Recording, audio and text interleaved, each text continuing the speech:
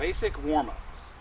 The way I like to do warm-ups is in a way that I can easily remember them in the future. So what I do is usually start from the top and work my way down. So the first one I like to do is arms up, point your fingers up, and circle.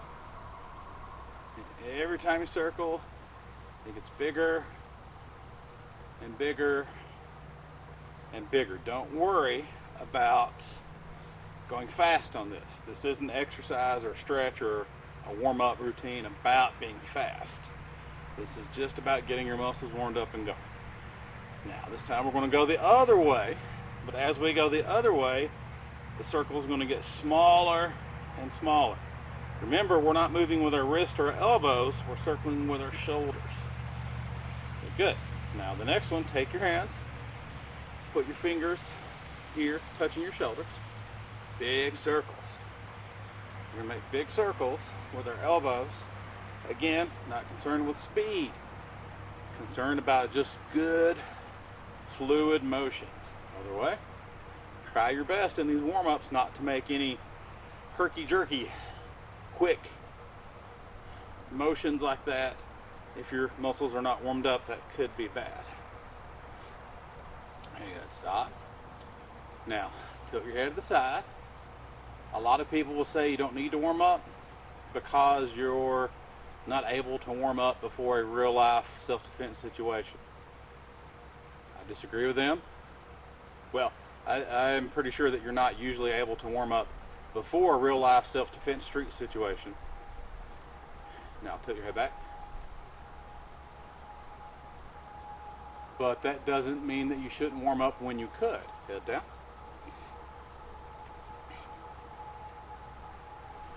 So warm up as much as you could, and to say what they say, to me, sounds like them saying, well, at some point in your life, you're going to be in a swimming pool where a little kid's going to pee in the swimming pool, so you should always just be in a pool that a little kid swims in or pees in the swimming pool. I think that's bad logic. So head up, look over your left shoulder.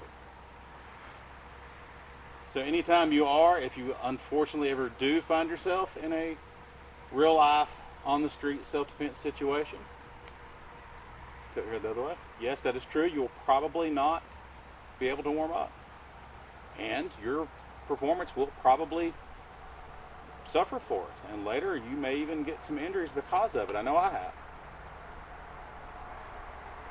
Head straight, but hopefully we'll never be in that situation, but we can be in a regular practice workout routine, and so that will occur much more often, so you should warm up. You should stretch out. So, now put your feet together, hands on your hips. Now we're going to circle with our hips. Try not to circle with your head.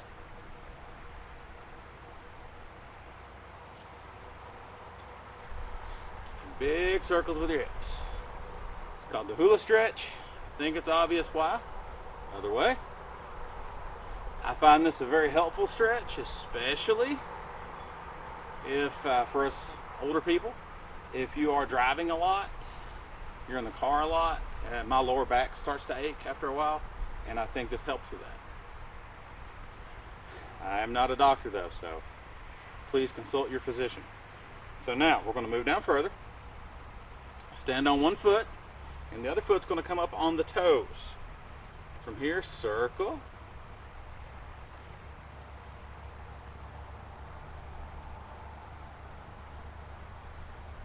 Circle the other way.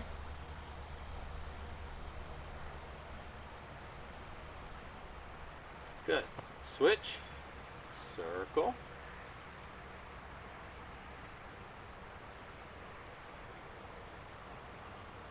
Circle the other way.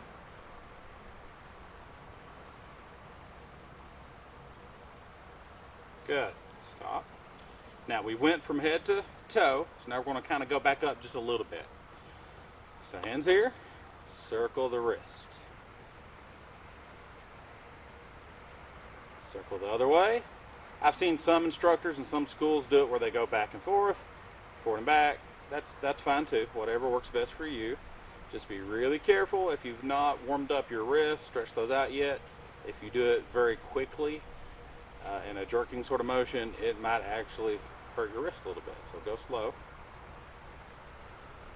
Okay, good. Now, usually what I do from there is I usually go down to the ground. Hopefully you'll be indoors or in a nice spot, not outside like this, but I'm going to make the sacrifice so you learn. So we're going to be on the ground. Put your feet out. This is for the inside of the legs. You really do, if you can, want this to be stretched out, warmed up if possible. It helps movement a lot. The times that I have injured myself in sort of self-defense, real life self-defense situations where I didn't have time to warm up was always in this area here on the inside of my leg. All right, so hands up over your head. I'm gonna go side to side, touch both hands to one foot. So 1, 2, 3, 4, 5, 6, 7, 8, 9, 10. Good. Now, stay right there. In this stretch, if you bring your legs back in or bend your knees between the sets, it's almost like you have to restart, like you've lost some of your progress. So now, take one leg, stretch it back a little bit further. You can do both legs, but to me, I think it's easier just to do one leg. So hands up. Again, 1, 2, 3, 4, 5, 6, 7, 8, 9, 10. Good. Now, take the other leg. We're doing 3 sets of this. Stretch it out just a little bit further. Hands up. 1, 2, 3, 4, 5, 6, 7, 8, 9, 10. Good. Excellent. Now, from there, what we're going to do is take our hands, put them in front, right here. Now, if that starts to give you a little bit of a stretch, you start to feel a little bit uncomfortable at that point, that's where you need to stop. But if you can, kind of walk your hands out just a little bit further so that you lean forward a little bit further. If you still feel comfortable, go a little bit further. If you don't, stop right there. If you feel okay, go a little bit further. And remember, there's different types of pain, really. There's, well, I'm slightly uncomfortable pain. And then there's, I just heard something go snap, crackle, or pop. That second one, that's when you need to stop or take a step back. A little bit further. If you can. If you can't, that's okay. Hold where you're at. Or even retract a little bit. If you can, keep on going till you can get all the way down, forehead to the ground. Then when you're done, very slowly, come back up. Don't go fast. Now for this next one, always been a bit of a challenge for me, even when I was a kid. Pull your feet in together. Grab your feet with both hands. Stay there as you breathe in through your nose. Try to relax your legs. Do not make this like bobbing up and down motion. That actually is pretty bad for you. So just kind of relax. Stay there as you breathe in. Breathe out. Pull your forehead down. Your goal is to get your nose to your toes, if you can. But again, you get to a point where it's too uncomfortable. You hear something go snap, crackle, or pop, you should stop. Stay there as you breathe in. Breathe out.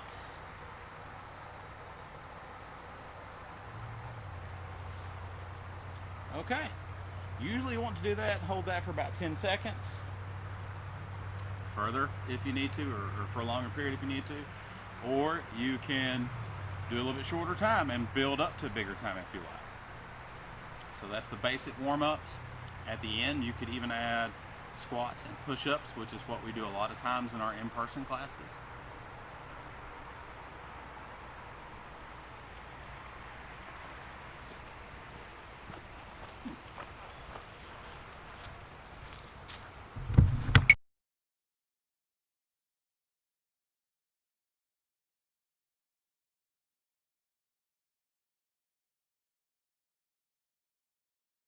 Versus full Nelson. So can I have a volunteer, please? Of course, the tallest guy will come over. All right, so full Nelson. That's when someone comes up from behind you. Arms go under here, and they grab behind your head right there, right? Now, that's actually really, really dangerous. Don't let anybody just play around with that. The top part of your spine is called your cervical vertebrae. If that breaks, especially close to your skull, there's a good, like 90% chance you will instantly die. Do not play around with it. Be very careful with this. Don't move off. All right. So, but I want you to watch what has to happen here. My arms come under. I have to go up and then wrap around. So it's actually kind of a difficult move for me to get him into. Right?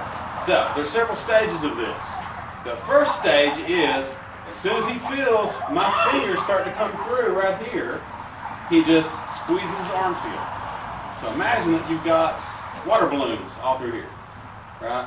Or whatever busty thing you could think of, eggs on their side, not long ways. And your hands go through here. As soon as he feels that, he clamps down. Just like that, right? Now, don't just stand there and be like, haha, I'll stop you.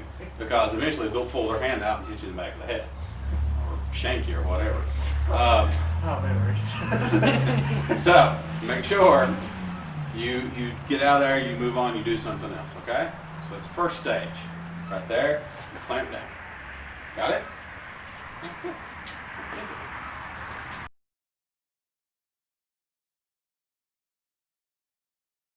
This is the second stage of the full Nelson defense. They've got further into it. So could I get a volunteer on this?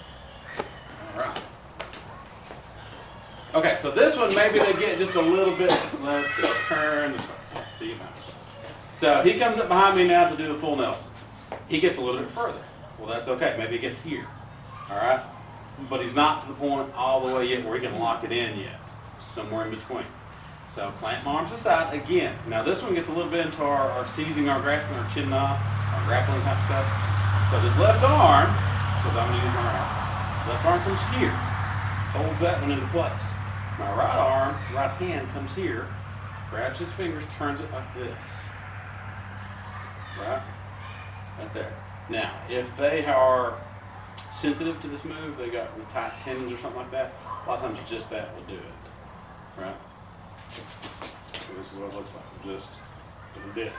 I'm putting this arm here to give leverage, because if I just go here, it doesn't do anything. But now, and the further up you get this, especially getting close to the elbow, the more it's going to hurt like that. And if you want to, from there, drop that arm, bring it around, roll it out, pull it out. Okay, and then you can strike or whatever. It's a little bit of a complicated one, but I feel like it's a fun one, and that counts.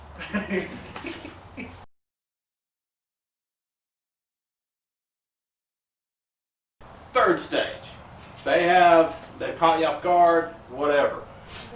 They have gone all the way through here, and now they've locked it in behind your head. So first what you got to do is protect your spine. You take your hands, put them together, right, put it on your own forehead, and push back.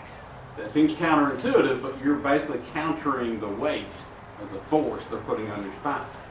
Now from there, he can stomp with his right foot if he wants, or not, and then step out to the right, in a horse stance, step behind, and twist and push back or elbow strike or whatever. But his goal is to get me off balance. So let's try that again. So I got him. Pulls up, pulls behind. Notice how his leg is behind me right there.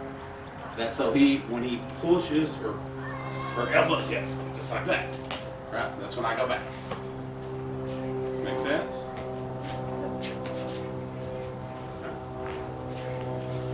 So,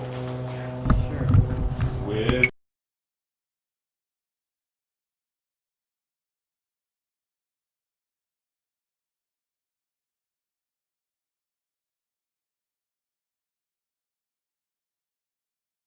moving on.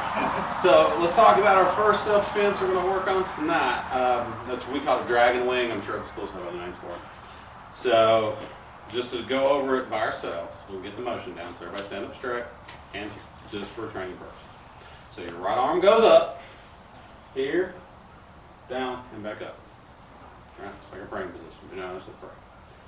So around, and here. Just like that. Around, and there. Okay? dragon wing. Now that's the very basic motion of it. Think of it like you're going to go up and you're going to slap yourself in the leg, but don't actually slap yourself in the leg. That's silly. Here. Okay. So, could I get a volunteer who's going to be on camera? Chris, come over. So, okay, I'm standing here like this. Chris comes up behind me and puts his right hand on my right shoulder. All right, now do just the basic version of it. It comes around here. Now, if I intend to run away, just get away from the danger, if he grabs me like that, that's really all I have to do. Kind of shrug the shoulders, you do it, kind of try to bulk up that muscle a little bit there, and then just run. Okay? If you need to hold him there for a second, what you're going to do, it gets a little more complicated. Comes around here, turn. You might be worried about him knee striking me in the groin. I know I am.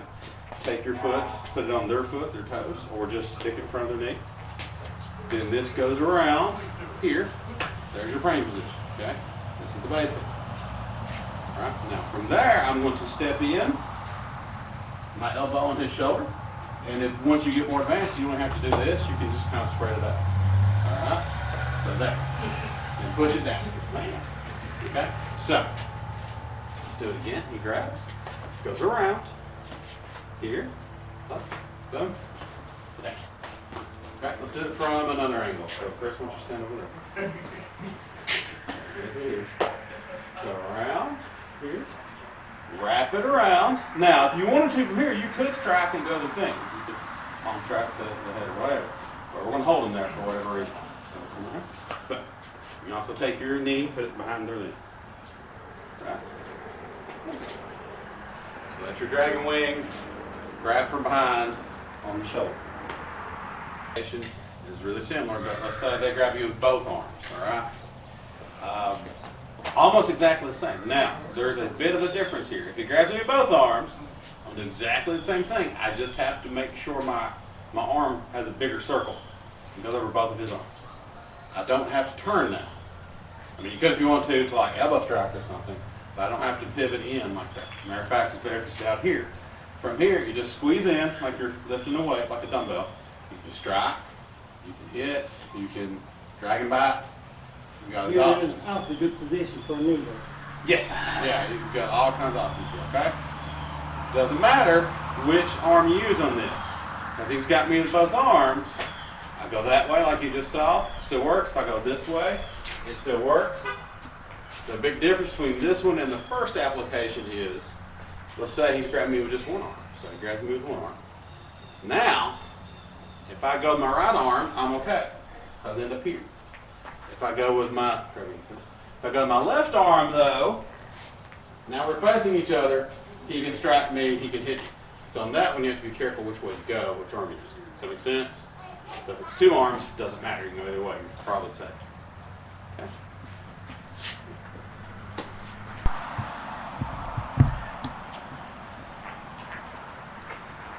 Alright, so the final application of that dragon wing is if they come up from behind and get you into the arm bar, chicken wing, or whatever crazy name the kids are calling it this week. Alright, Robbie, can I borrow your place? So, what I'm talking about is when someone grabs you like this, right? So, it's their one hand, the left hand is on his left elbow, the right hand on the wrist or the hand or somewhere through there, and they're pulling it up, okay? So you do exactly the same move. So he's going to do his dragon wing, but he's going to go over both arms, pull it together, same position as before almost. Then he pulls his other arm out, it's free, you can strike with it, you can elbow, you can move on, whatever, okay? So, he's here, I grab here, got him in that arm bar, goes around, bam, pull it up. Just like that. Alright, makes sense?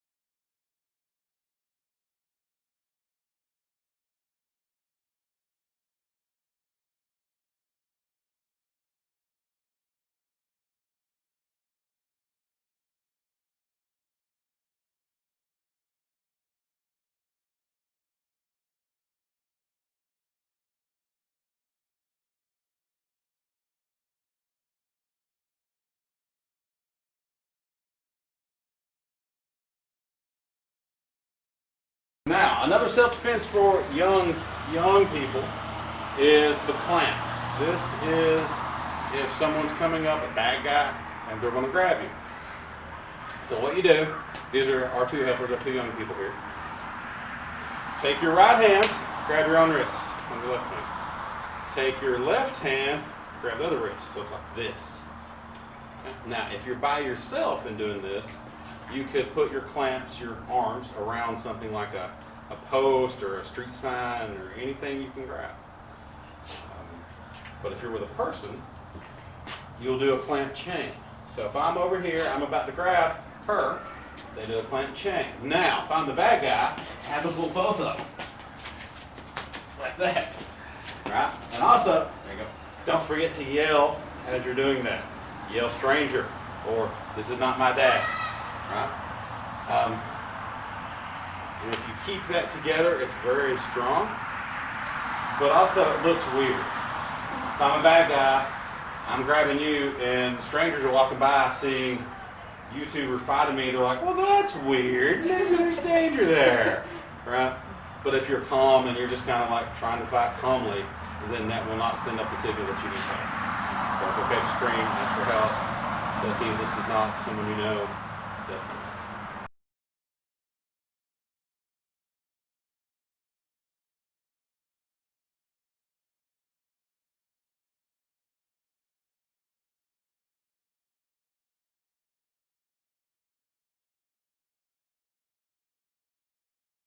So, this is our self-defense. This is for kids. So this is a situation where you've been knocked down. So this is our kid. She's been knocked down. So from here to the bat, if they get to the side, they can easily stomp or they can kick, they can hit you real easy. So the bad guy comes over to grab. She's going to get in her crab walk. She supports herself with her hands in the back, feet there. As I get closer, she's going to kick. She'll kick the shins. Kick the shins. Now, once I get in this position, if I'm the bad guy and I start to try to bend over and grab, she's going to crab walk away as she's kicking. Just like that. When she sees that she's far enough away from me, got enough distance, she's going to take one arm, sling it over, get in a runner's position, then run away like you're running track. Just like that. Thank you. You gonna read the whole? No. Good, excellent.